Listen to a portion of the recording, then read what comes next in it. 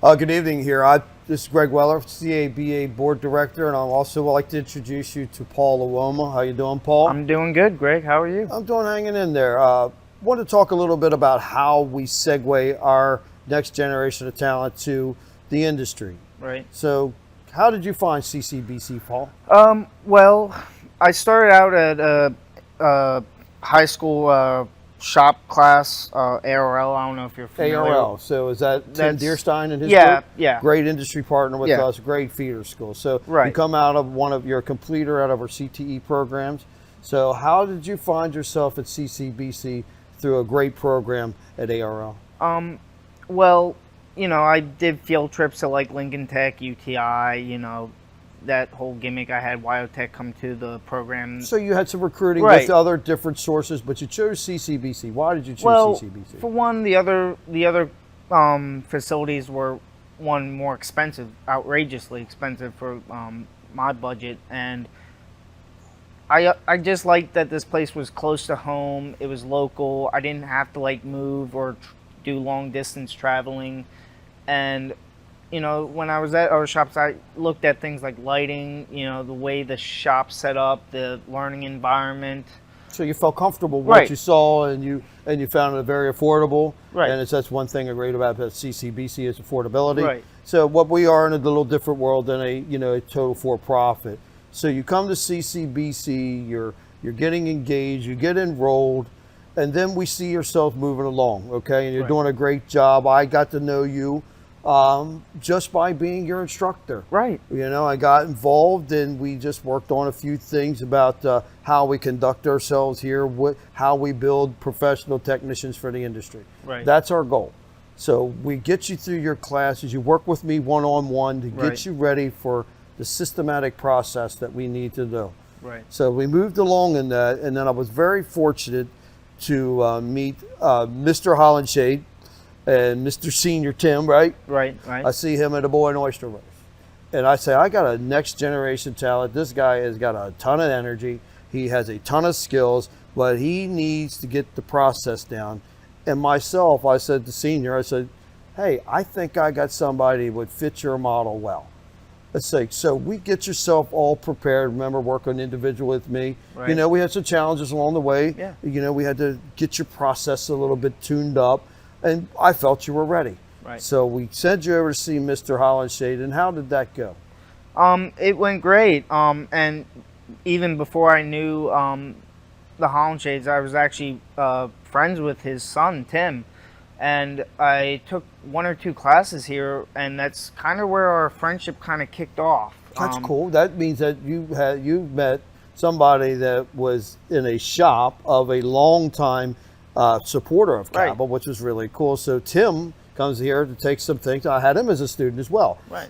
Teaching the latest diagnostic procedures that I've been developing over the years with world-class products and of course some great scan tools and all the different computers, lab scopes, and so on.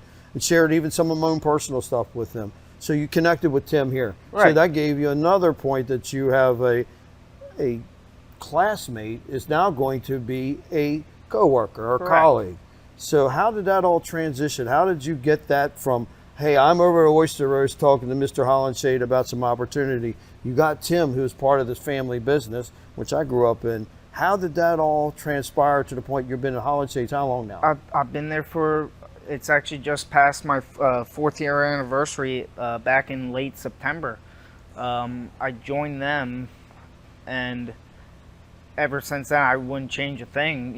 Looking back on now, I mean, there are just days where it's like I just want to walk away because their business sometimes can get a little crazy and hectic. It's busy at Hollenshades. It's a fast-moving, fast-paced. Was that an adjustment period for you? Yeah. Coming out, I know you came out of the tire shop industry, right? You come to a nice structured environment here where we show you the ropes, you gain the knowledge. Right, you build a foundation. Yeah, exactly. So you took that foundation over to there.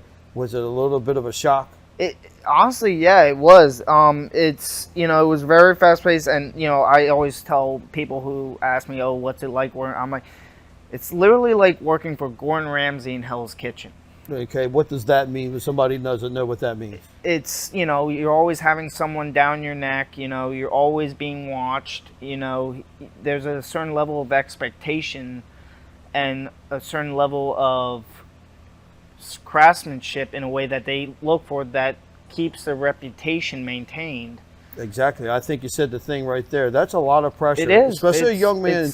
And some folks, if you work for me, there's two different Greg Wellers. There's one that's going to be your instructor, there's going to be your coordinator, and there's that mechanic. Right. And you know how mechanics are. We're perfectionists. And either stay out of my way or just...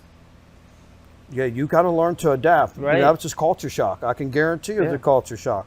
But you adapted. Right. And when I even talked to Mr. Tim, and I was like, some things we got to do a little different with folks that are next generation talent. They learn different. There's time for coddling. There's times for, dictatorship and discipline. Right. But there's also time that we need to understand. There's a time for coaching, and it's an educational moment. Right. That's one of the things that I think worked out well for you. So have you worked with Tim Jr. on a lot of this stuff?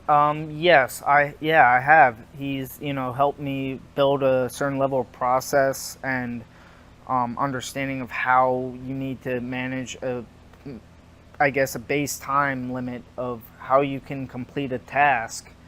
And if you can't, I guess the way I want to put it is like, if you can't coincide in that time limit, then you're just going to end up struggling the whole time. And then when you struggle, obviously you burn yourself out quicker than you want to. Sure. And just by him working with me on building process and getting a foundational understanding of how, in order to survive in a shop that they run, unlike maybe a smaller shop that's more lax on process, it really opens your eyes to, like, I'm trying to figure out how to put this. Well, it opens your eyes to the reality Right. of what it takes to survive in the auto business and keeping our customers happy. So get on to the points of, you ended up at Hollenshades, it's going really well, you see your career moving forward, and you advanced in a way that I never thought you could advance. I thought at times that it was going to be a struggle to adapt, but you made it, Right. and I'm proud of you. And the industry is proud of you, and the whole everybody around here, and I'm going to just tell you that. So you're out there living it on your own now, right? Right. You live 100% on your own. You love your video games, you love your cars, you're obsessed, right? Yeah. So if you were going to say something about how that all worked for you, if somebody out there in the world that wants to join either CABA or look at our talent, Right. how do you see it to the point of, is it worth their time coming over here? And would you recommend this whole process to you to go from just somebody who aspires, that's out there getting it done every day? Do you feel that it's a process that everybody should look up, but partnering with CABA, it's also working with your local institution? Where do you feel that would benefit somebody looking at doing this today, that they're making the choice to either take one of my folks over here of my talent Right. that I've been working with, and somebody who's aspiring to? Right. And I think the thing is, if you're not truly driven by the passion of what you do, regardless of what your profession is, you really gotta be in love with what you do, because if you're not and you're in this field, it's gonna be miserable. You're gonna get chewed up and spat out quicker than you know. And I grew up taking things apart. I was really mechanically inclined, and there really wasn't any other thing I wanted to do. And you fed me through the academic side of the program as well, trying to get me on my associate's degree, but that didn't really quite happen because I wasn't as passionate about that part of the program as so much just focusing on fixing cars.